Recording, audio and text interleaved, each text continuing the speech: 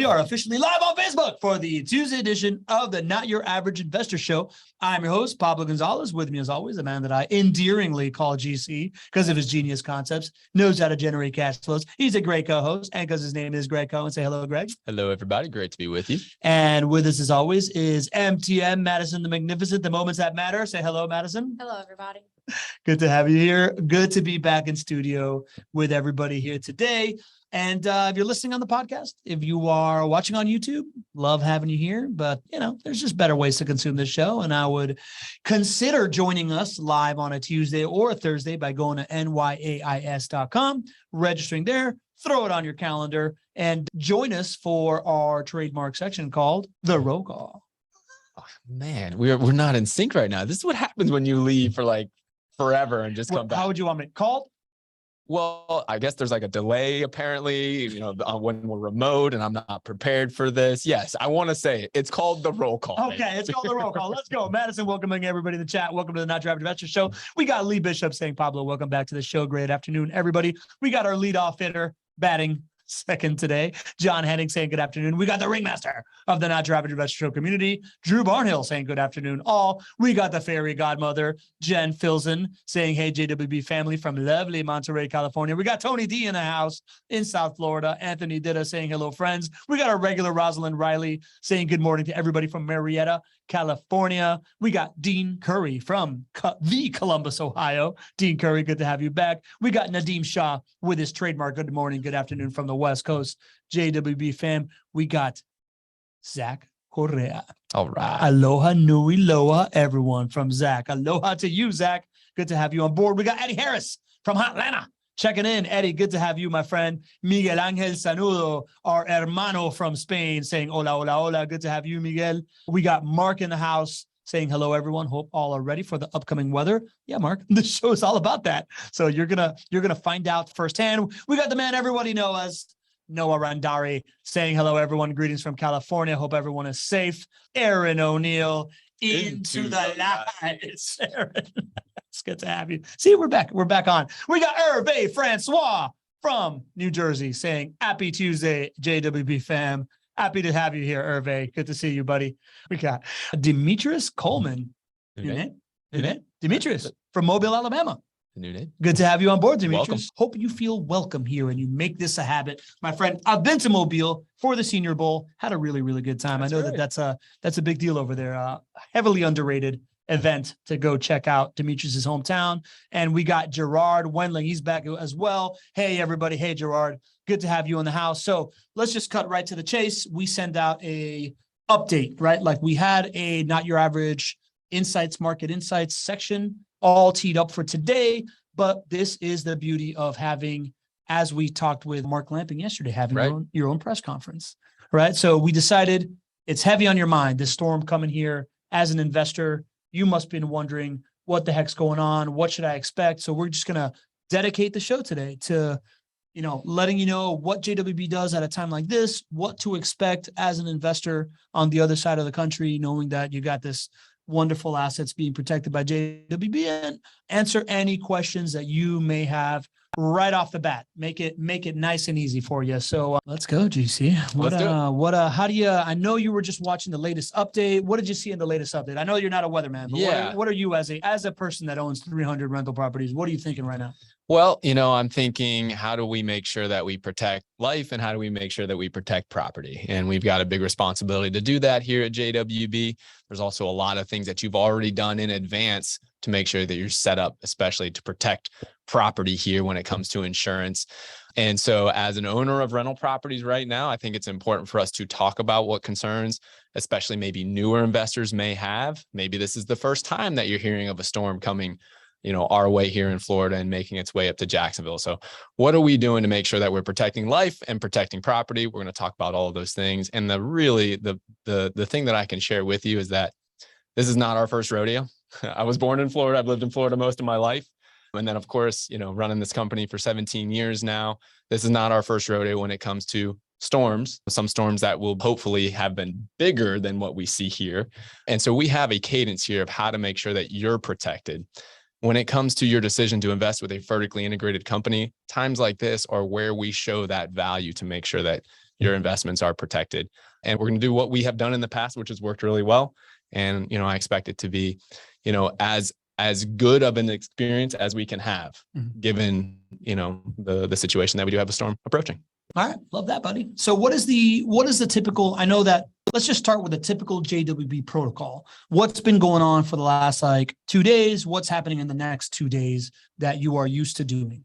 Well, let's talk even before the last 2 days. Okay. Let's talk years and years in the past. I don't exactly remember when we came up with our protocol for emergencies and major storms that would come our way. It was probably, I don't want to guess, maybe 7 years ago. And we, after going through these storms and being, in the moment and figuring these solutions out in the moment, we said, listen, we can think ahead here. So there is an entire protocol that has already been determined years and years in advance of how to make sure that we're protecting life and protecting property here.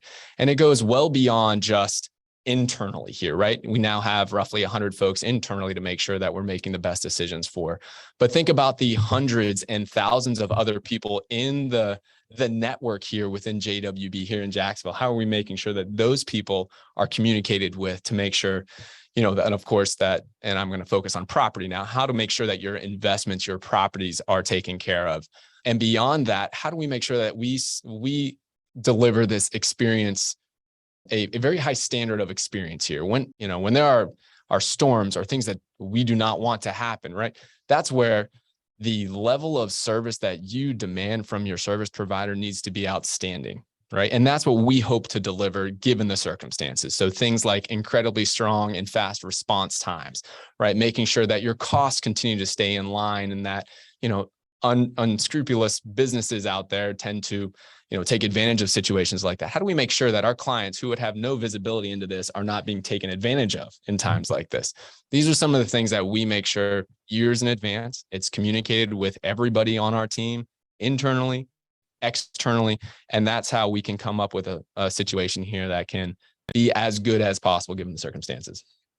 Yeah, it's pretty clear to me that during uncertain times, leadership shines. Yeah. Right. Which is why I'm very comfortable coming on the air with you right now. I've been through it with you already with COVID and stuff like that. Right. This is the first time that we're broadcasting ahead of a big storm coming towards Jacksonville. Yeah, if I remember correctly. Yeah. But you've done this before, right? Like I ended up in Jacksonville because of Hurricane Irma that was coming to Miami. And then I came up here and I rode out the storm. Really? I didn't know that. Yeah. I probably did. Yeah. So anyways, I've rode out a storm in Jacksonville before, pleasantly surprised with just in general.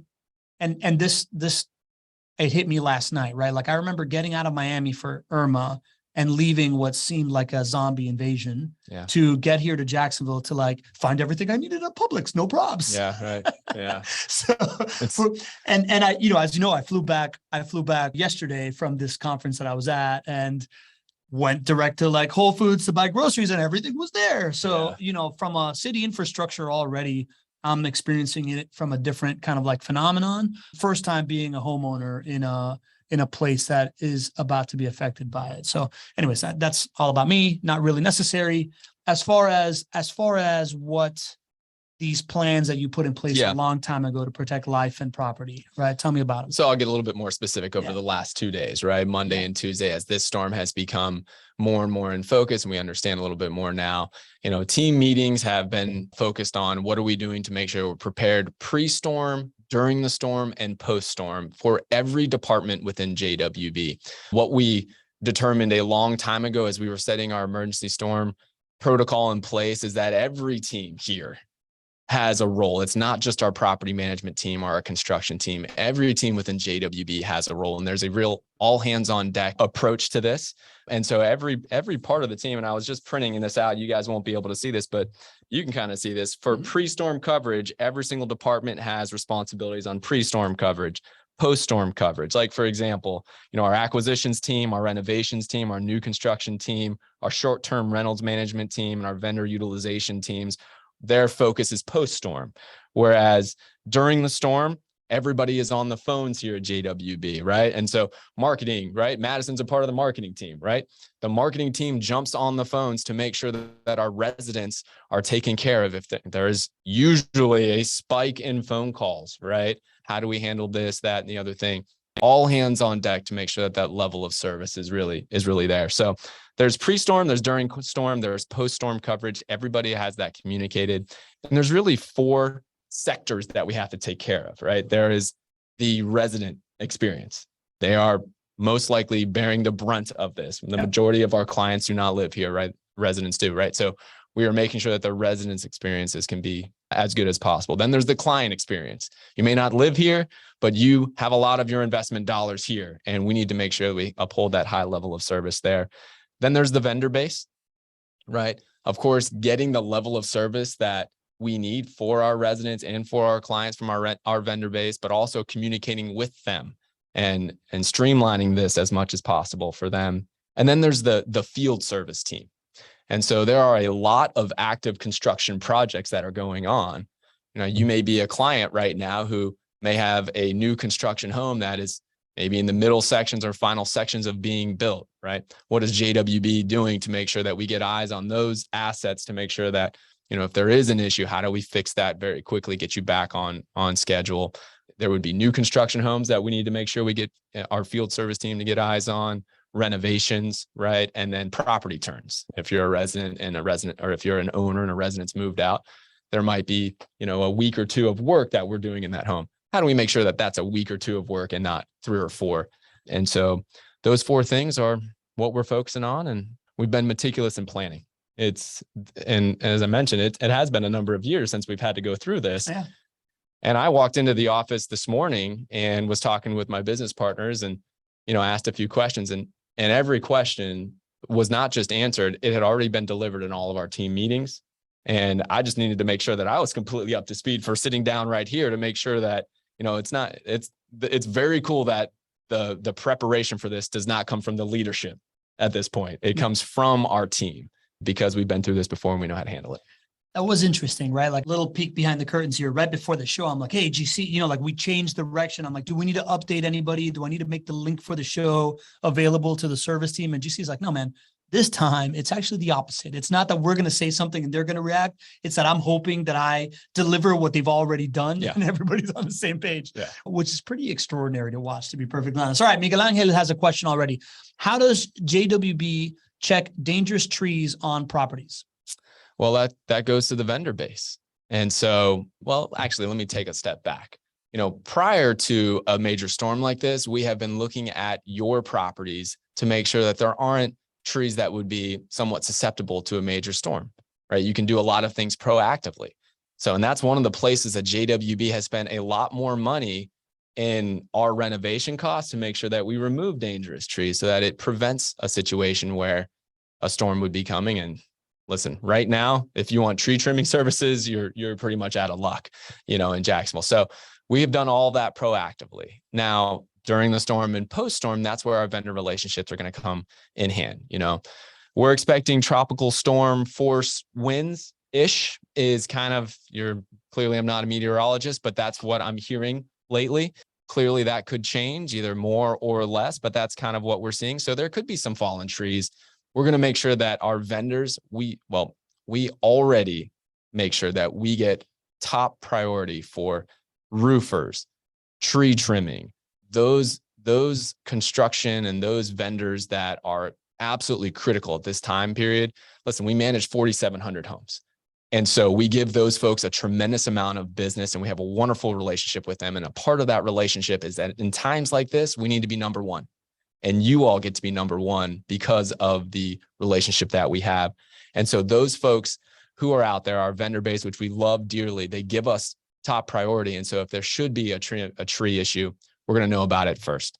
And they're going to, and as long as it's safe for them to be out there, putting a tarp on a roof or solving an issue with a tree, they're going to be out there for you as a top priority. And, you know, and our team will be there managing that situation for you as well. So, you know, that happened maybe like 3-4 months ago on one of my properties. Really? Somebody identified a tree that was potentially problematic, and we got 2 estimates on, hey, do we want to just trim this branch or do we want to trim a little bit more to avoid potential future issues, right? So I assume that what you're talking about of this proactive identification of these trees is kind of what I just went through. There you go. I'm actually really glad right now that we took the more comprehensive package. There you go. I'm glad you did. Paid a couple $100 extra, but like we kind of foresaw stuff like this. So talk to me about, we talk a lot about that vendor base and that idea that, now is when it makes sense to be investing with the 800-pound gorilla. Right. Is this already in their contract? Did they, in the last week, get a phone call like, hey, buddy, just reminding you that there's a clause here? Yeah. Talk me through kind of like that preparation. Again, a huge credit to our team because we continue to get better and better and better years and years and years after doing this, and to where it really is, it's amazing the level of communication and insight we have into the vendor base. So here's an example. So as I was preparing for the show today, I was looking to see all of our documentation that we have within our teams. And we have all of our documentation set up. When issues come in, how are we relating that to the different service departments, or how are we relating that to the different vendors? And I'm starting to look all the way down the line, and I start to see our vendor relationships. Every single vendor relationship that we have when it comes to something that's going to be very critical during a storm, roofing, tree trimming, right? AC, right? Electrical, some of those things. Every single vendor that we already have identified, are they in the office? Are they out of the office? What is their protocol? Of course, it is an expectation that we are number one when it comes to these types of things. So that's just a part of the agreement that we have. But we have insight, and we've written it down, and we've documented it. So every person, 100 people on my team, know, how do we communicate with these people? What's the best form of communication? When are they going to be out based on the information that we have? So, and it's all detailed there. I didn't even know that we had that. I looked at it and I was like, was this updated from like 2 years ago? Did we already do all that? No, we did this. This is what was happening. Monday, we were going through all of our vendors. So that communication pays so many dividends at times like this. Awesome. Very cool. Rosalind's got a question. She asked, do you have a copy of your storm plan? And if so, is that available to be emailed? I do have a copy of it. Yeah, I don't see any reason why not. Let me check with the team, and just in case there's something there, but we'll get something to you regardless. And I don't see any reason why we couldn't share that. We do have that. Sounds good. Yeah. Sounds good. Maybe we can post it in the group. Yeah. Something like that. Yeah, I think that's a good idea. Cool. Good idea. Rosalind, let us know if you're in the group. If not, reach out to your portfolio manager. They can get it over to you. Lee Bishop has a question. Is there a plan in place at JWB in case the mayor asks for an evacuation? Is there a plan in place for JWB in case the mayor would ask for an evacuation?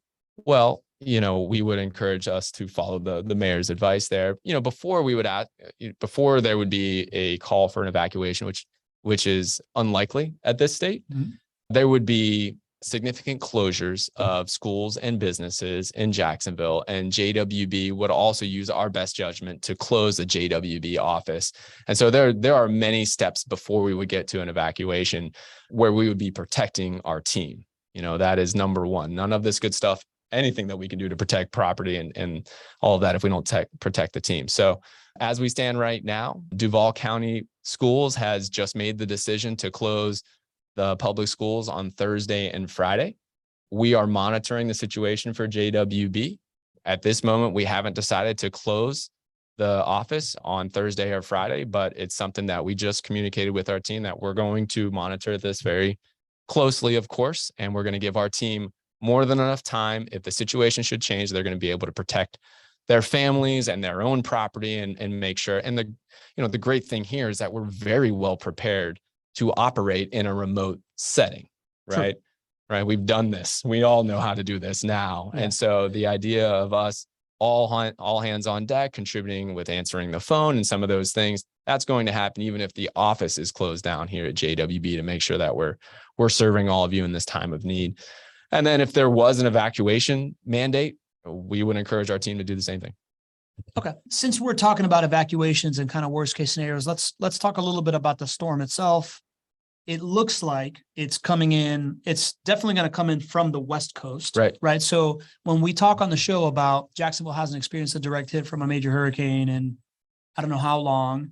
We've never had one from a major hurricane. Never had one. Right. So when we're talking about direct hit, we're talking coming straight off the water and into Jacksonville. Right. So this is an example of a not direct hit. And what the storm models show is that unfortunately the West Coast of Florida is going to bear the brunt of a storm that's been warming up in tropical waters. It's going to show up on land, probably around a category 3 is what they're saying. But the what all the forecasts say is that by the time it crosses the state, it's going to weaken and it's going to hit here around a tropical storm kind of like level, even if it comes directly over us. Right. So that is kind of like the idea that we would evacuate during a tropical storm. I think to a Floridian, it's kind of laughable. I mean, I'm not trying to like diminish the idea, but I've been in middle school during tropical storms. Yeah, it's not a normal thing. Not a normal thing, right? So like for us to evacuate, it would have to be a bigger hurricane, right? Like I know my buddies in Tampa are evacuating, right? Like it is a category 3 coming straight off. They're worried about storm surge. They're worried about these things. Maybe the beaches evacuate when there's storm surge and stuff like that. Like I remember during Irma, I think they put an evacuation order in. Jacksonville, JWB properties, any of them in like flood zones or generally high risk coastal areas that you know of? It's very rare for any JWB turnkey property to be in a flood zone. You know, we manage outside owner clients as well, property management clients who bring those properties to us. And so some of those owners are in flood zones. But here's the thing, when you're in a flood zone, don't think of it as a super huge, scary thing. When you're in a flood zone, you have flood insurance. And so flood insurance would protect you if there was going to be a flood. So again, to your point, it's very unlikely that as a JWB client, you have a turnkey property that is in a flood zone. We do not have turnkey properties that are out there on the beach or on the river downtown, right? Our properties are in these established neighborhoods, those 4 major neighborhoods that we've been investing in since 2006. And they're not next to large bodies of water typically. So it's highly unlikely that you're in a flood zone. If you are, it's okay because you're protected, because we built this investment for you so that the numbers would work, so that you already have flood insurance, which protects you in the event that there would be a flood. So you are protected. And maybe we should just talk about insurance overall. Yeah. You know, like I feel like when you talk about flood insurance, it's one thing if it's your residence that gets flooded, right? Because again, flood insurance is going to cover whatever it's going to cover, but you still go through that. As an investor, I think we are thinking about it a little bit differently, right? Like, should we talk about insurance from the perspective of resident or investor? Well, sure. I mean, you started the show saying, hey, listen, you own 300 rental properties, Greg. What are you thinking about? And I'm not concerned.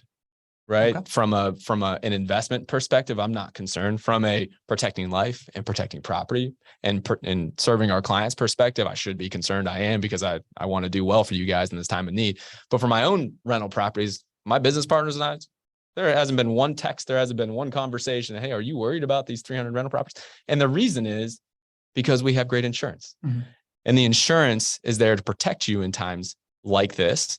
And that same insurance that we have is the same insurance that we recommended for you to have, largely with the same insurance provider and the same team as well. Now, clients can choose their own insurance, so they don't always take our recommendations, but for that, the vast majority of you, right? I could probably count the number of you who don't use our insurance, and, you know, and hopefully you all follow our recommendation.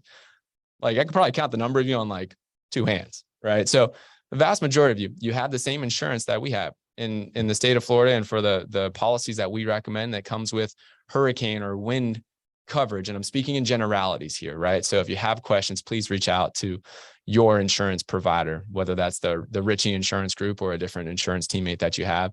But the way that we recommend, you are set up for times like this for your investment to be protected, you know? So I'm not concerned about my own assets in a time like this. You know, the other thing about how insurance works is, and again, I'm giving a generality here, is that, you know, I have played the scenario in my mind of what would happen if all of my houses got knocked over by something. Got leveled, like got Hurricane Andrew style. Yeah. And I can only speak to my houses, but this is the general way that insurance is built for the properties that you're investing in with JWB. There's a thing called replacement cost. And the insurance company generally is insured, you know, to replacement cost. Your property is insured to replacement cost or a percentage of replacement cost. And whatever that is, it's usually more than you paid for the property. And so one of the reasons why I'm not concerned, and my business partners with the number of assets that we own, is if something would happen here, is my investment would be protected, because the insurance pays out to replacement cost minus the deductible. And you'd largely wind up better than what you invested in that property on the front end there. So I'm not sure many people understand that about replacement costs, but, you know, that's certainly not what we want for a major storm like that to happen. And I definitely don't want that to happen for all of our clients and all that other good stuff, but it helps me sleep better at night knowing that if that did, I'm not losing it all. I'm not losing anything. In fact, I might actually, profit from it. Interesting. Yeah. So.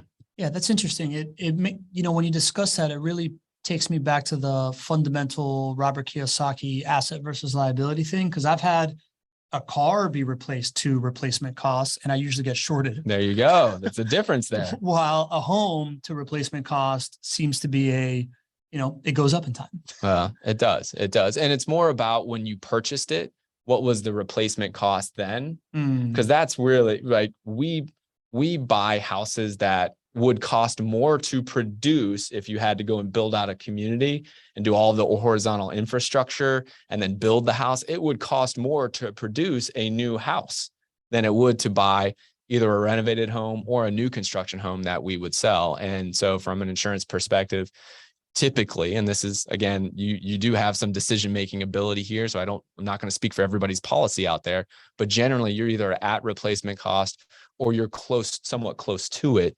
And even in events like this, your risk of loss is minimal to none. Awesome. So feels like as investors, we are pretty well taken care of. Insurance handles it. Seems like you guys got it all taken care of. Let's talk about the life side of it, right? Let's talk about the residents. I guess we can start off with Zach's question before we go into, why don't you just tell me from the residents' perspective, what kind of communications that they've been getting? How much do you know if people are in their house or they're not in their house, or they're taking care of it or not? Can you tell us about that? Just like we're trying to shine for all of our clients out there, we are absolutely trying to shine for our residents. This is a time where we can really show that we are a premium service provider, and one where people should plan to spend 3, 4, 5 years living in our homes, hopefully longer. So there's a lot of communication, both email and phone communication has already gone out, is in the process of having those phone calls and emails going out to all 4,700 residents today. And that is giving general guidelines on how to prepare for a storm like this, right? Making sure that you're taking in loose articles from around the house, simple things, but need to be said to help people protect themselves and the property in this time. But the biggest thing that we can do is be there when the storm is happening for emergencies or for just general questions. So as I mentioned, our entire team is on deck. I'm on deck to be there to answer the phones on the resident side. And that's just the way it is, because sometimes these call volumes spike to huge, huge levels, especially on the property management side of the business. And so there's additional call support. So we're letting our residents know that. There's emergency service lines that are available. We always have an emergency service line that's available. We'll continue to have that after hours during the storm. And then, post-storm, that's where we can really shine, I think, right? Because that's how long does it take for something to get solved? If you think about the reasons why many residents would choose not to renew, it would be maintenance issues that take too long to get fixed, right? Well, in a storm, clearly there's an expectation that it's going to take a little bit longer because there's a lot of trees that could potentially be falling or things like that in the Jacksonville area, depending on how serious this could get. But you still have this opportunity to shine here, to fix these issues very quickly. And so that's the way we look at this, as an opportunity to really show how much of a better experience this can be for a resident, which will help all of you win in the long run. And that's how our team's set up. That's awesome. I love that. I mean, to me, since you are so vertically integrated, since you are so focused on this like hedgehog of succeeding at rental properties, it makes sense. When you look at it now, you see how things compile on top of each other to create an advantage and everything all the way around, right? Like from the contractor base being responsive isn't just good for your clients, it's great for your residents. Absolutely. Yeah. Yeah. And what you're describing, my brother used to work at FPNL, right? Down in Miami.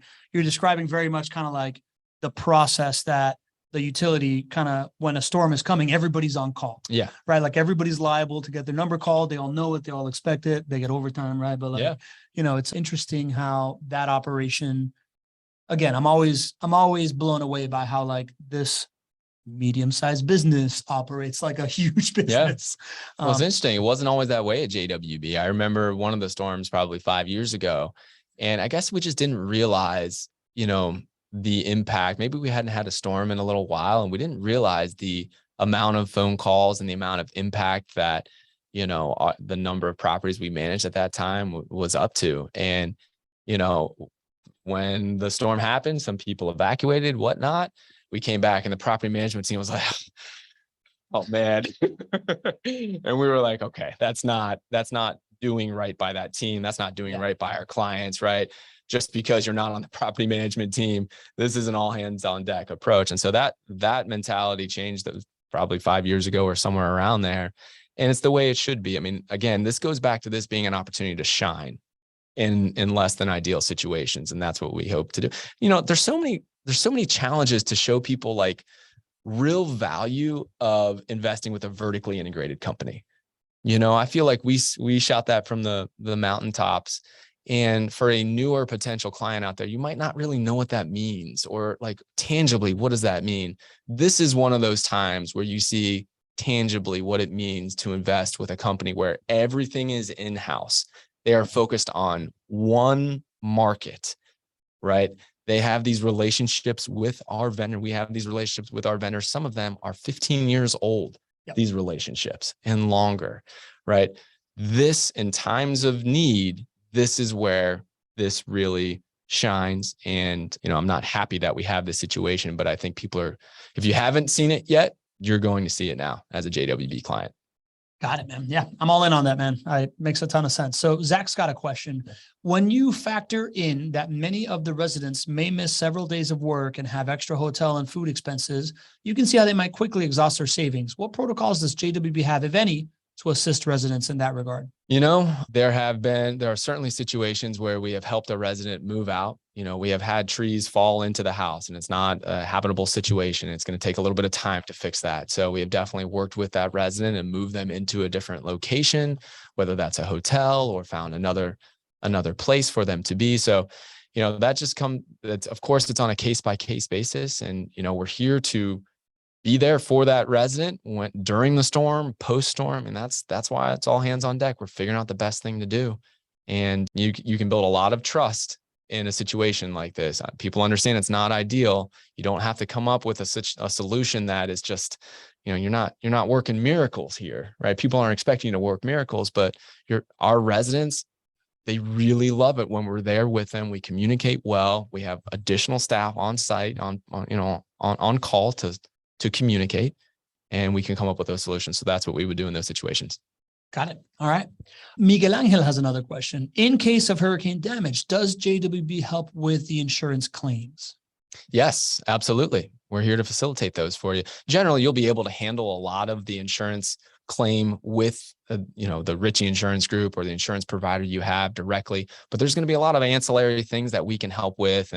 And so, yeah, that's 100% something we're happy to do. All right. Raj has a question. At one of my properties, resident made a call about kitchen outlets not working. It turned out to be GFI tripping. Electricians charge $145 for the trip. We could have avoided electrician's call by educating tenant about GFI tripping. Anything? Raj, that's a good point. I love you guys bringing, questions and comments on things that might not be exactly the way that we want it to be. We share Madison shares a lot of good news. I think recently in the last, month or so, we talked about how much savings we've created for our clients by solving issues over the phone. Mm-hmm. And so I think, Madison, do you remember, was it maybe about $60,000? It was over $67,000 that we saved by solving problems over the phone. And that was probably over a quarter, right? Or we'll see what period of time that was. So it's absolutely a priority for us.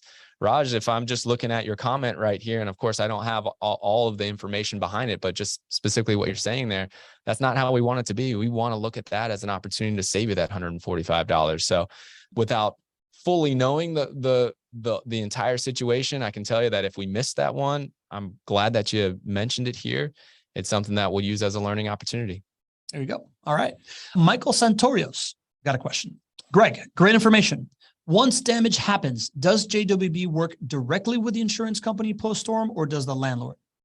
We are here to facilitate in good times and in bad times. JWB is here to facilitate for you. So we will work with the insurance company, with your insurance teammate largely, who would be working with your insurance company. But we're all in this together. So if you have an insurance claim, if you have an insurance issue with the house, we're going to be there to support you all ways, shapes, and forms. Awesome. Not particularly storm related, but we got Mariana Camacho who's here asking a question. She says, hello, new to the platform, Mariana. All right. Welcome. Welcome to the show. Hope New that name. new name. And this is great, right? She's saying that she has an appointment this week to buy, and this is one of her concerns. So this is exactly what we hope people do, right? If you're sniffing around this asset class and you're trying to figure out who's real and who's not, this show is exactly for you, Mariana. So I'm glad you're using this resource. So she's asking, do you expect for prices to go down in 2023 in Jacksonville? Because they're seeing this in California, LA County taking a dip. It's a really great question. I hope you keep coming back to the show. It's a concept that we have talked about, especially over the last few months. We're going to continue to talk about it as we go into next year, because there's this huge negativity when it comes to the media, when it comes to real estate. And I understand it, right? We have, come from 2008, where we actually had a real estate crash. That was largely that was the most recent recession that we really had. We're not going to count the pandemic because that was really temporary. So that was the last recession that we really felt that it took us a long time to recover from. And in our minds, we say, well, geez, when a recession happens, that means real estate values go down. And then on top of that, we've had, call it 10 years of above average growth in real estate. And anything that goes up for 10 years, you're like, oh, geez, if it goes up for 10 years, it must come down. Right. And then we've also seen the media reporting how sales volumes have decreased, depending on where you are. It might be over the last 4 months or last 6 months. And we're starting to put this all together in our heads. And we're saying, listen, this is going to be going down in 2023. The problem with all of that is it lacks perspective, right? When we think about the recession that happened in 2008, that was caused by real estate. And for all of our friends who have been on the show and have been on our quarterly updates, we showed that is really abnormal for housing prices to go down in a recession. In fact, 5 out of the last 6 recessions, housing prices actually went up. It went up over 5%, which is a higher average appreciation rate than normal in Jacksonville. And so it is much more normal actually for housing prices in a recession to go up than down, as long as real estate doesn't cause the recession. And real estate caused the recession in 2008. The other thing to consider, if you're looking at it and you're saying, well, there's been 10 years of a run up here, and so things, they got to come down because they've been going so well for so long, especially the last 2 years. Well, if you think about it, we were, when the crash happened, our housing values fell way below where you would have expected them to be. So the fact that there has been significant growth over the last 10 years is real, but we started so low. So now we are approaching and we are a little bit above where we would expect our long-term pricing to be, but that's really normal. Long-term pricing usually goes low and high, kind of above this line. So it's a normal pricing activity that we're in right now if you have perspective over the last 40 years of housing prices. And then what was my third point? I forgot. Probably something of what else are you going to do with that money? Yeah, we can certainly talk. My guess. Yeah, we can. Oh, it was sales volume, and then we can end with that. Yeah. I kind of like think things through. Sales volume. Sales volume has been going down, but guess what? It was so ridiculously high for so long, and we've had such low inventory that sales volume going down is what we all expected. And so it does not concern me that there's going to be a crash or a significant drop in housing prices as we go to 2023. I mean, just to put it in perspective, when you look at the amount of inventory and the amount of sales that we have right now, this is a better demand and supply ratio for pricing. This is better than the beginning of 2020. We have lower months of inventory, which is where you monitor demand and supply. We have lower months of inventory than we had in the beginning of 2020. And after 2020, we saw 2 years now of 25% gains. And so I'm not sitting here saying that we're going to see those types of gains, but what I'm saying is we still have way low supply for the demand that we have. And that's what's going to keep a relatively high floor on housing prices. Even though overall things in our economy are not great, this asset class is going to perform so much better than your alternatives, in my opinion, which, what the S&P's down this week? It's not good. No, every time we talk about it, it gets worse. I think it's down 23% year to date. So that's what the stock market is giving you. Bonds, they're in a bear market too. Bond prices, the global bond fund is down over 20% as well. So, feel really good about the long-term value of real estate. I feel good about where values are going to be next year for Jacksonville real estate, especially. I don't feel good about where else you're putting your money for sure. We've talked to a lot of folks and nobody's been able to really identify another asset classes that is poised to do well over the next 1 to 2 years. Yeah. So Mariana, I know that you asked an awesome question. GC does his normal thing, which is talk for about 7 minutes, giving you a whole bunch of value. To make it really simple, we do not believe that home prices are going to drop in 2023, right? I don't see anything that would show me that at this point. For sure. Correct. So what we see is there is very likely going to be less rapid appreciation, but it's not going to go to negative. And when you look across other asset classes, they're going negative right now and continue to be really, really tumultuous. And we're not even for sure in a recession yet, which everybody else is predicting that is going to happen. So at the end of the day, the question is, the simple answer to your question is no, we don't believe that home prices are going to drop because real estate performs really, really well in recessions, unless it's something caused by a recession, unless it's the recession's caused by real estate, which this one won't be.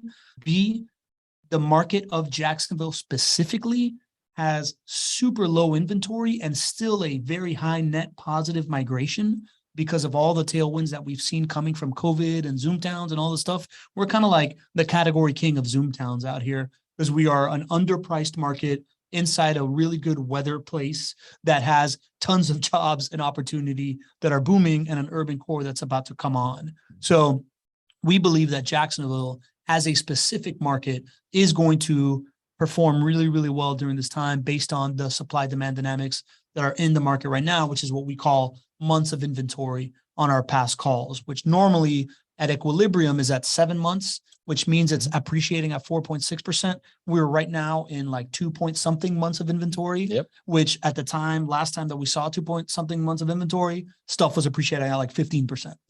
So well that's the long story short. You like that, buddy? That was pretty good. Okay. That's pretty good. You started to get some numbers heavy. You started to talk for a little bit. I think I'm rubbing off on you, even when you're trying to condense. Man, I was looking at you through all the numbers because I know I always do the numbers and I'm always like way off on the numbers, but the sentiment is real. Yeah. Right. So great question. Love answering that stuff. Miguel Angel's got another one. Do you plan to have a communication channel opened to owners to communicate any incidents on our properties? Yeah, absolutely. Pick up the phone, shoot an email. We are here. Now we're here during the days for sure. And you've got additional phone support here to make sure that we're here to service you. I mean, this is the number one priority to make sure that we're there and communicative with clients and with residents. We have after hours support for residents. You don't need after hours support as a client. You're not physically here in Jacksonville. So yeah, during normal working hours, we're here to serve you from the phone's perspective. We're always here to serve you when it comes to emails and some of you have a text relationship with your portfolio manager, right? Those levels of communication are there and they're just going to be reinforced by other teammates that are helping. Got it. I just want to shout out to Dean and Zach giving me some compliments on like me learning my stuff out here. It's pretty good. Appreciate you, fellas. All right. Zach's got another question. Home prices are affected by several factors, like whether the property is located in an area where it's susceptible to natural disasters. Not to say Jacksonville is, but could hurricane damages hinder appreciation of our rental properties? Could they? Sure. Right. They could. But the way I think about this is, there are natural disasters every part of the country, in any part of the country. You have a natural disaster that does affect your quality of life. If we want to take it to, home price appreciation levels, that all has an effect. So none of us are safe from the concept of a natural disaster. Correct. There are, when it comes to natural disasters, hurricanes are one where we have heads up. We have time to do a show like this, to speak with you and to speak with our residents. You don't have that when it comes to tornadoes or, earthquakes or things of that nature. So I think if we're taking it to the step of how does it affect home price appreciation? Wildfires, right? Yeah. Right. I mean, if I don't see that the idea that hurricanes are more susceptible to hurricanes here would have a downside or would have an outsized effect on negative home price appreciation versus any other natural disaster of which we all are a part of. you could run the disaster scenario of like a Katrina and leveling a city and things of that nature. Sure, that would have an effect on home price appreciation for the area. You would be protected, because of the insurance that you have, but the long-term prospects of that area would be, obviously severely affected, like we saw with Hurricane Katrina. So, I just think, it's not that this is a part of an investment, right? There's risk in every single investment, but if you look at the risk that you have here being in Jacksonville, I think you are more protected than most, and certainly in a place to make sure that you can continue to earn a high return on investment, knowing that unforeseen things will happen. Yeah, and I'll just add a little bit to that, right? Like, number one, I've been in the construction industry for 15 years prior to moving into starting my own marketing company and tech and stuff like that. But when Hurricane Andrew hit Miami in 1993, from that moment to like the early 2000s, all building code has been focused on hurricane hardening, right? Like, they have been putting everything possible into making sure proactively that the stuff that we build in Florida can withstand wind effects. Yeah. Right. Once they figured that out and they realized they had it, they've started focusing on energy, which I think is wonderful. And that started kind of like early 2000s. But so when it comes to a wind perspective, I am really, really certain that construction codes here really hold up. Now, what's the other side of that? Sea level rise and flooding, right? When it comes to that stuff, North Florida actually is at an advantage from South Florida. We've talked about this a couple of times, right? So South Florida, south of Lake Okeechobee, sits atop a porous aquifer. It's like a limestone. It's like Swiss cheese with water running underneath it. That means that when it rains heavy and under certain tidal conditions, the water, and as sea level rise happens, that water level is rising and there's flooding that happens easier than normal, right? It happened. They call it sunny day flooding these days, right? Like, there's areas in like West Miami, nowhere close to the ocean, where on a full moon, high tide, there's a flood. Wow. Right? Which is nuts. And that's going to continue to happen. And that happens from Tampa South and all these different areas. We don't have that in Jacksonville because we're not on that limestone aquifer. We're on a different base. There is not a river running underneath us.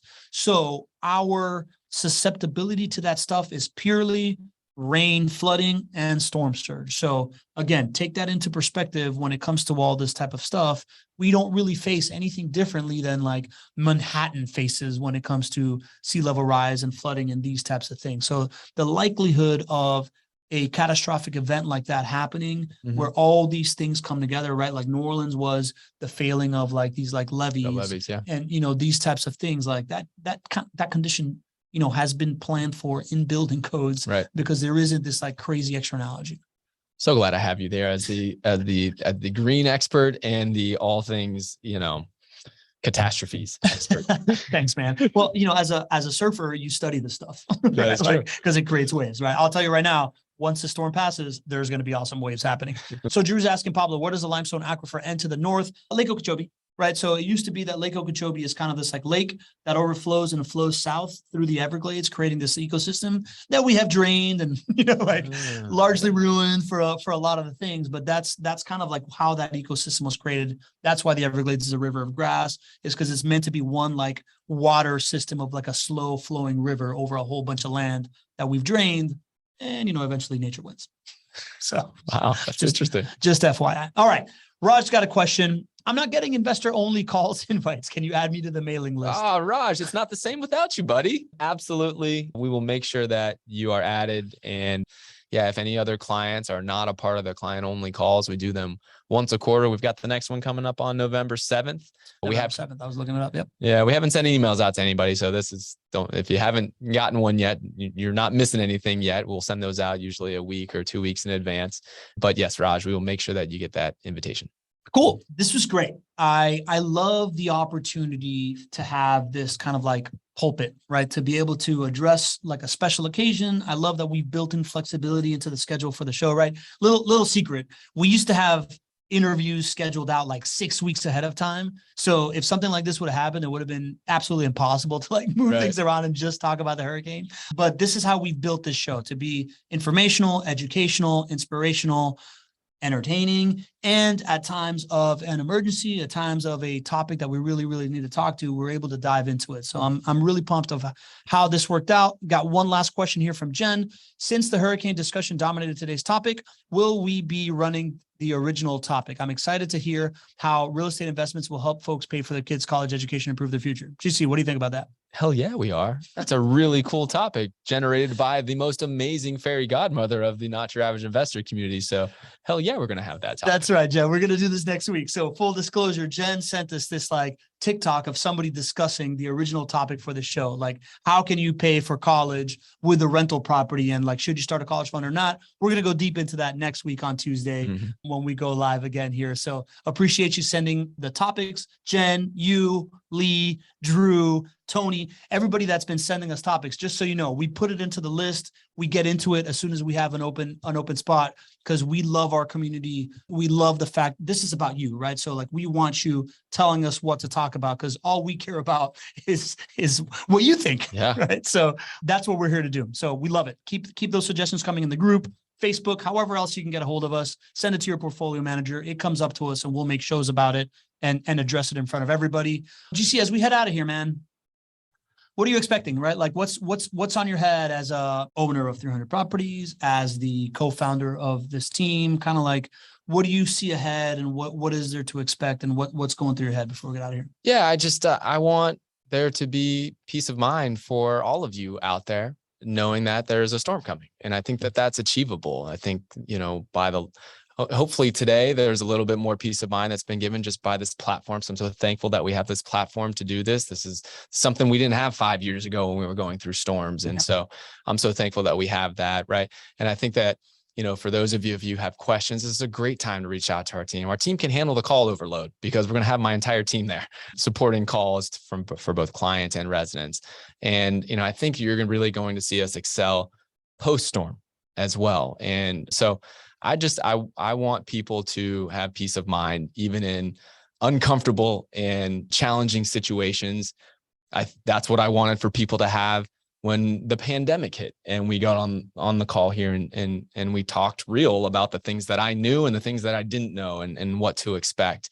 And so I would love for that same type of feeling is what you all have, especially the newer clients who haven't been through this before, who might live in, California, New York, and somewhere far from here. So that's the goal here. Love, and I would love feedback. We're going to continue to be here every Tuesday and Thursday. So, next Tuesday and next Thursday, I'd love to hear from all of you as to how your experience is going. Hopefully it's there. And if it's something we need to improve, well, I'm always looking for feedback so we can keep getting better. Yeah. And Thursdays, we do the property of the week. Not sure if this Thursday will happen, depending on whatever's going on with the hurricane. We'll keep you all updated on whether or not we're going to have a show.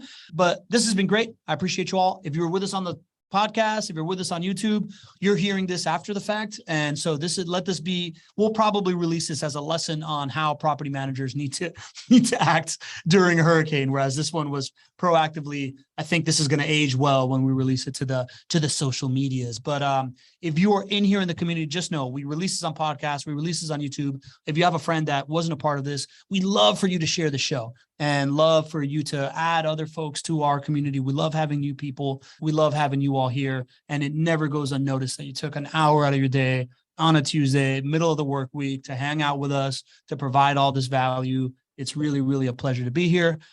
And that's it, GC. That's it, brother. No, we're gonna hold down the fort for you. We've got your back, and your investments are protected. Well, we're gonna do the best that we can to make sure that this is a good experience for your residents and a good experience for you. All right. And just know, if you ever plan to turn tough situations into moments to shine, you just can't think like an average investor. See you next time.